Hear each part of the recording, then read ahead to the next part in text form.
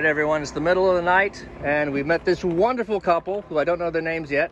Jan and Michael Maziuk. Jan and Michael, there you go. Now you know. And they have a Pleasure Way Ontour 2.2. 2.2. And where are you from? State College, Pennsylvania, and Pittsburgh, Pennsylvania. Cool. Back and forth. So I know it's a little dark, but you'll love it. So you do have a garage. So the battery is back behind this. This is just all storage. And we got what we like about it is a queen size bed up 6'4". The queen size bed is nice. Yeah, what I really liked about Pleasure was this back thing that turned into a bed this way. I really love that. Cool, very nice. The netting in the back for that. Right. And the netting for yours comes with it, right? Yes. When you order it, yeah. And it goes down, and then you can open the bottom half too. So you can just get stuff out from underneath and leave it all shut up. But we were telling your husband that we have to go this way sleeping with Mike instead of this way like you guys do. Yeah. Because had I known all this way long ago, what it was going to cost me. She would have married somebody shorter.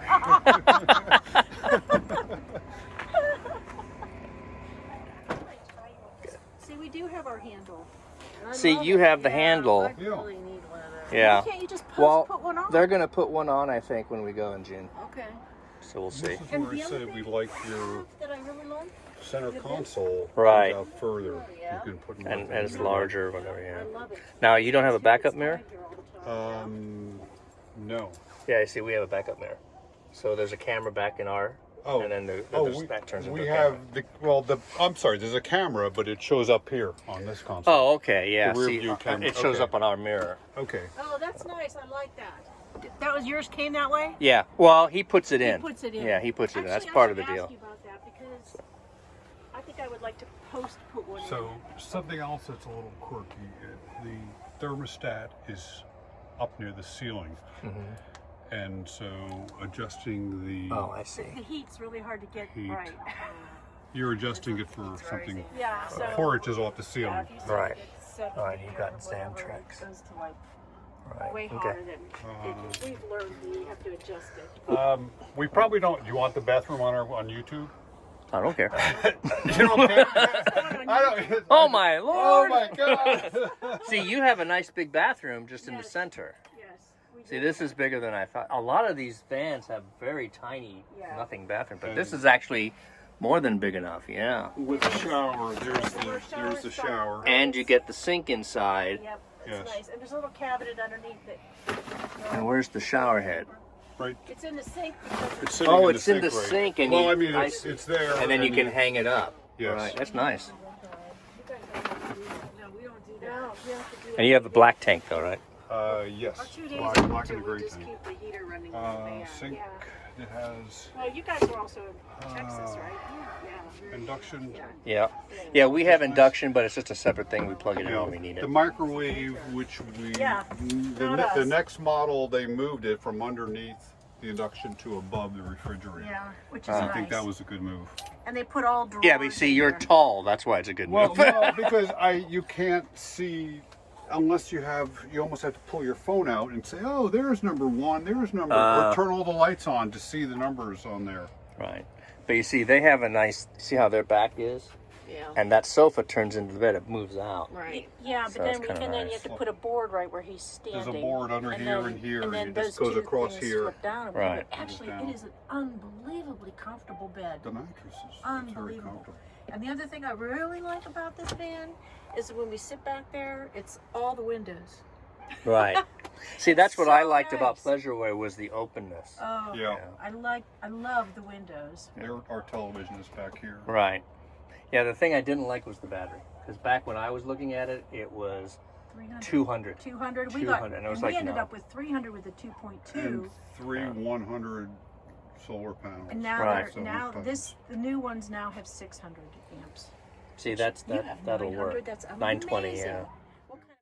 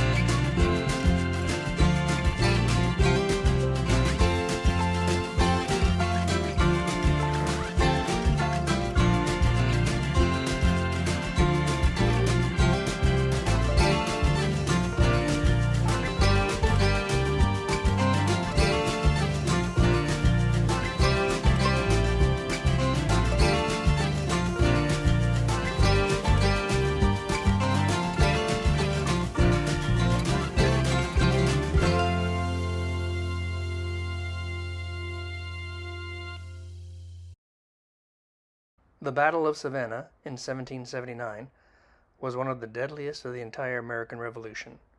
The overwhelming defeat of French and American forces resulted in an Allied withdrawal and approximately 800 wounded or killed, with British losses totaling 55 wounded or dead.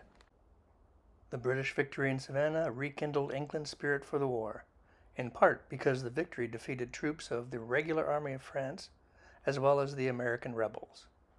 The battle marked the first time French regular army units fought on American soil in the Revolutionary War. Many black soldiers fought in the American Revolution, and they fought in Savannah as well. Many of these free men and volunteers went on to lead Haiti's fight for independence.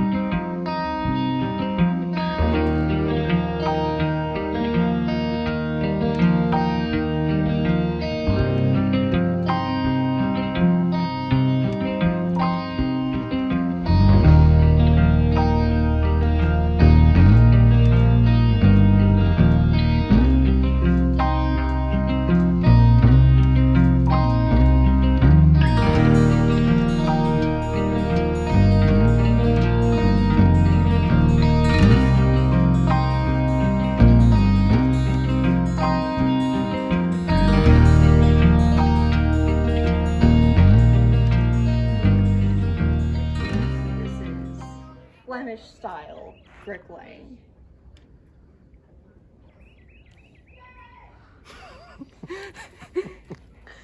With the terrifying shirt that she wears. Hey, that you got me. He's setting up his musket fire. As well as the hat. There's a light.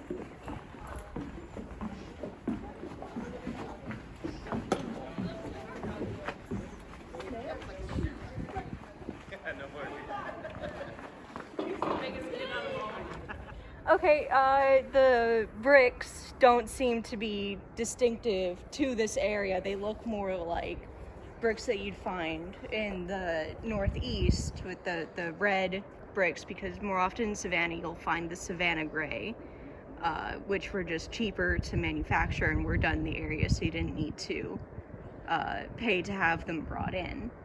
So, but these were sturdier bricks, and will often, even in an area that's using largely Savannah gray, you'll still see them used for things like arches because they had more structural integrity.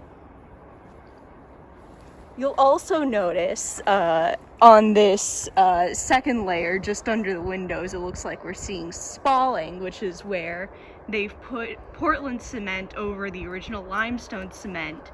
The limestone cement then expands and pushes out the Portland cement, which is why there's that gapping. Ah, very smart. Now, did we have air conditioning in the 1860s? No. And what is this uniform made of? Wool. Well, if you said wool, you're half right. Down here in the South, we wear what we call jeans wool. So this is both a mixture of cotton and wool. You can see the cotton in my pants, all that white. That is white cotton. So we wear this for a few reasons. One, there's not a lot of wool in the South, but there is a lot of cotton. Cotton is king. 80% of the entire world's cotton supply before the American Civil War comes from the southern United States. There are two places in the world where the price of cotton was set. One of them is Liverpool, England. The other is Savannah, Georgia. So cotton is king down here. We got a ton of cotton, we don't got a ton of wool. So we cut it. We mix the wool and the cotton together on a loom, interweave it, and you get this. So this is jeans wool. And with those cannons, if we're firing weapons in close order and a spark lands on my nice fine cotton shirt, not I might catch on fire, I will catch on fire. So that is why we have to wear wool. If a spark lands onto this jacket, it is going to put itself out, or I can put it out. That is why we have to wear wool. That is why wool is the predominant military uniform from the 1500s up until the end of the second, or even after the Second World War. It does not burn. So Colonel Anderson issues an order here in this fortification. Every individual soldier must take a bath. How often do you think we are ordered to bathe? Once a week. Once a month. A little more than that. A little more than once a week. twice a week. 2 times a week, these soldiers are to bathe, and that is a complete bath with a ton of live soap. Now, do we have running water? So you have a big old wash basin, and everybody gets to share it for a little bit. First thing that's going to kill you is heat stroke and dehydration, wearing all this stuff. Second thing is dysentery from bad water, and the last one is malaria. So those are the 3 big things that are going to kill a soldier here at this fort. The ammo we're going to use the most out of this cannon is what we call case shot. Hollow out that cannonball as much as possible, pack it with gunpowder, and now fill it with iron musket balls, about 69 caliber, about that big. Now you have a shrapnel round. Okay. And notice the wall that it's in as well. It's called a demi-bastion or a half bastion. It sticks out a little further than our regular wall, and it allows me to look down and therefore shoot down the entire side length of this wall. We have a demi-bastion in every single corner of this fort, so I can completely protect the side and the back of this fort with cannon and rifle fire. So to use it, we have a couple of tools. We have the worm on this side, which we're going to use to search inside the cannon, make sure there's no debris. We have the sponge, which we're going to use to sponge out the cannon, make a vacuum inside that cannon. But inside our little brass tube is gunpowder, and at the top is the same thing on the end of a match. Pull the pin away, you create friction, strike the match inside the tube, ignite the gunpowder in the tube, ignite the gunpowder in the cannon. Hopefully the cannon goes bang. High hand to the front. Come on. Up.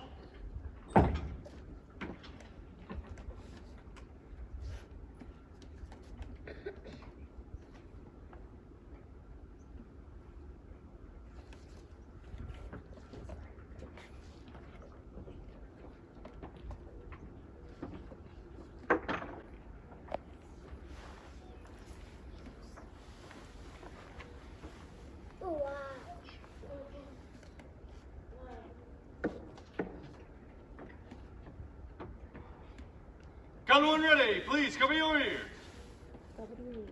Commence fire! Cease firing. Oh my gosh. Whoa. High hand to the rear. Come on. Wow.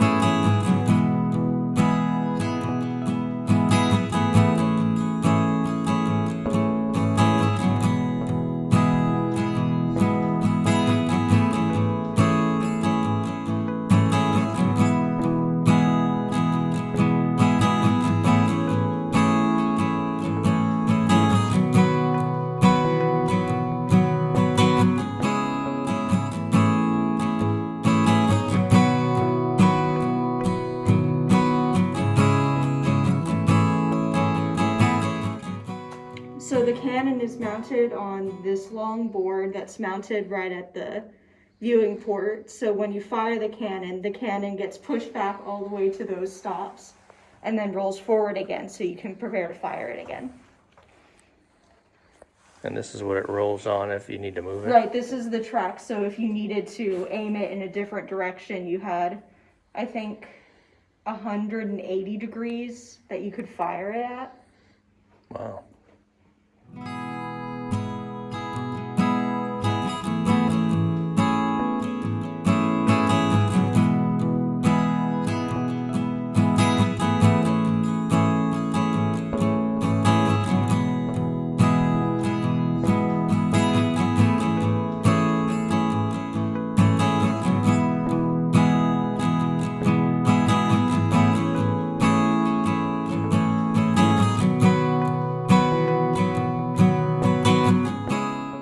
The fort had cisterns that served as freshwater containers, much like a well. Because Fort Pulaski is surrounded by salt water, it was important to collect as much fresh rainwater as possible. For this purpose, 10 cisterns were built into the fort.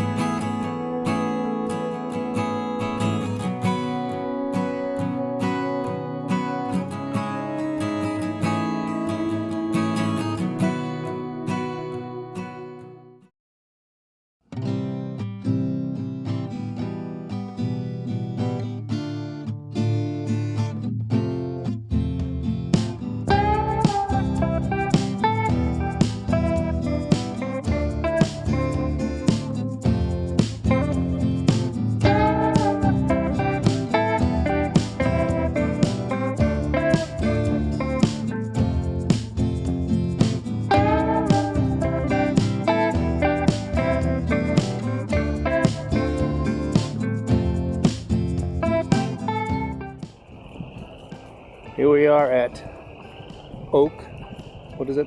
Okmulgee? Okmulgee. The mound site in Macon, Georgia. There it is, mound site in Macon, Georgia. Coming up to a mound. And we know it's mounds because it does not have almonds. Oh. It was funny.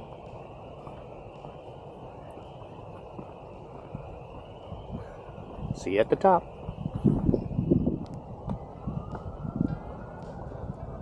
There it is. Okmulgee's Earth Lodge, America's oldest ceremonial lodge.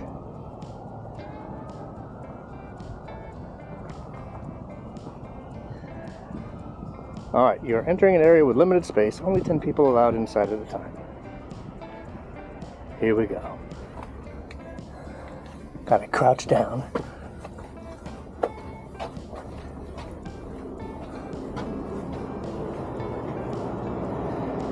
Whew.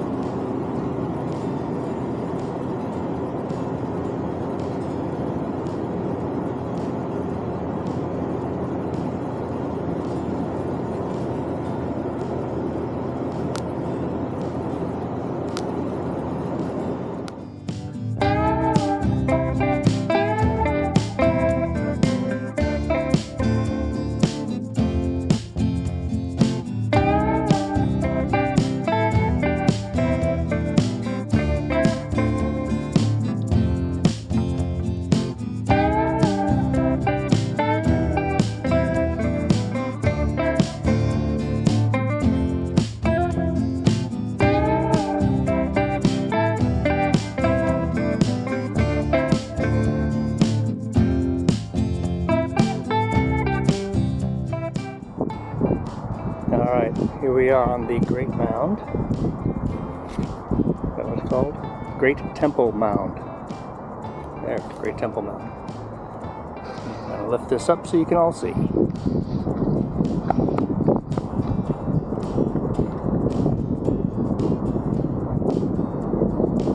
What of you?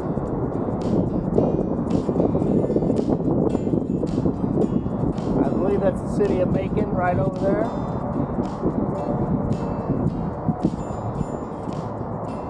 I'm not 100% sure what the river is. Walnut Creek wetland. Alright, in the very far distance is where we were at the parking lot. We're going to drive here. The problem was that there is a tunnel that's only 8 foot 6 inches high. The park ranger said it was 10 feet, so I thought we'd be able to get through, but it's too short. So we just hooked it. So if you want to come here, you can do it if you want.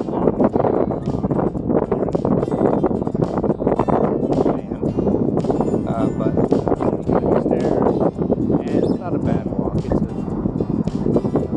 much less than half a mile, total. So not a big deal.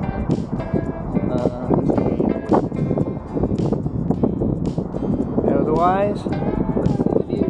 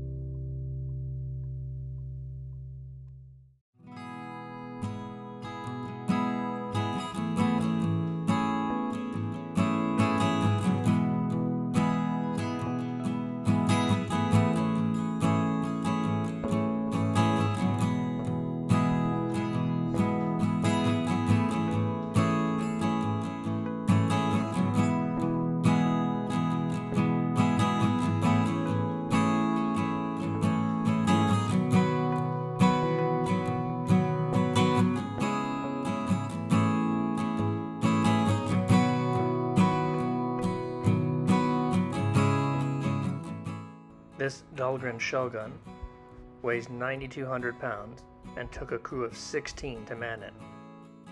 It was cast at the Fort Pitt Foundry in 1862.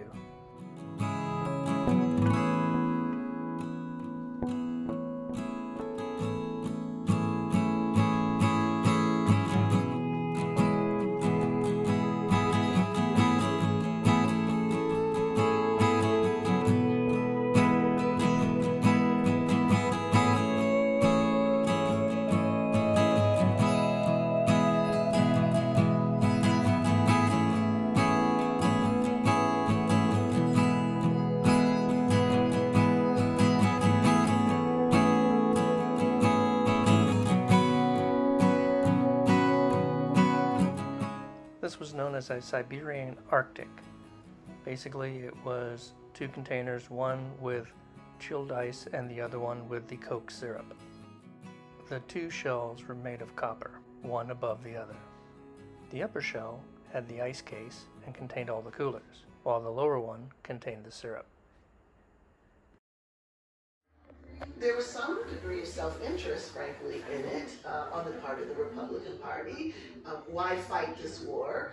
And immediately allow the Southern leadership, the plantocracy, to reproduce not only a slave system, but the dominance of their party in the South.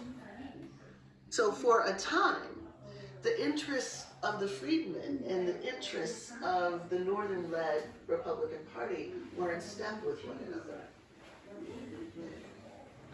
The 1868 presidential campaign presented voters with a stark choice.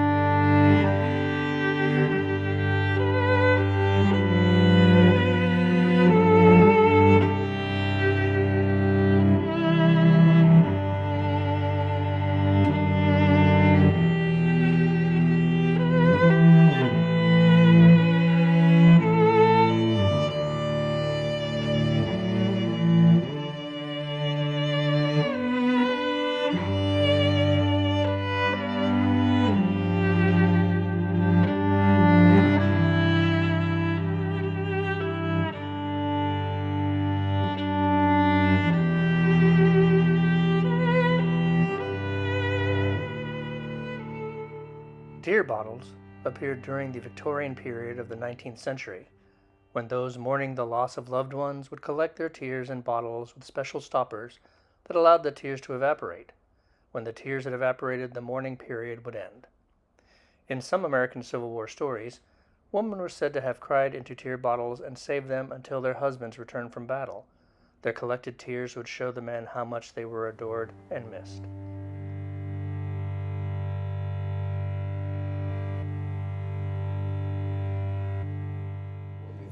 All right, everyone, we're here at the Vicksburg Civil War Museum.